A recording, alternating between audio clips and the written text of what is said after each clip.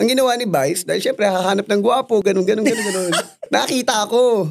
Tapos nung kinukuha niya ako, ayoko sumama. Kasi nga alam ko, lulukuhin ako sa stage eh. Ang dami, lahat nung branch ng restaurant na nagtatrabaho ko nandun eh. Ayoko sumama talaga. Napikon sa akin. Inokray-okray niya ako. Arte-arte naman na ito. Alam mo, gwapo. Tatatatatatatatat. Siyempre, nung inaano niya ako, batang kali ako. Sabi ko, banatang ko kaya itong baklang to.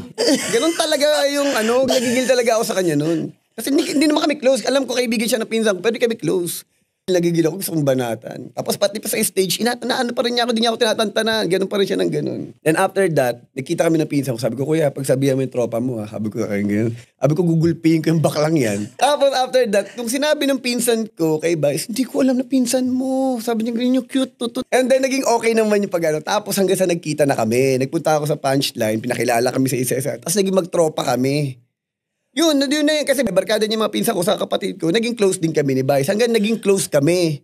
Tapos, inaaurahan niya yung kaklase ko. Ganun. Hanggang sa yun, tapos nung naging artista na ako, nagsisimula na ako mag-indie, kapag may mga pelikula ako, that time nauna kasi ako sa kanya eh. Pag may mga pelikula ako, kinokontak ko siya para mag-guest sa akin. Yung mga, maliliit lang na roles na mga bading na And then, si Vice pa nun talaga, yung suporta nun, kahit nun pa, binibigay niya sa akin.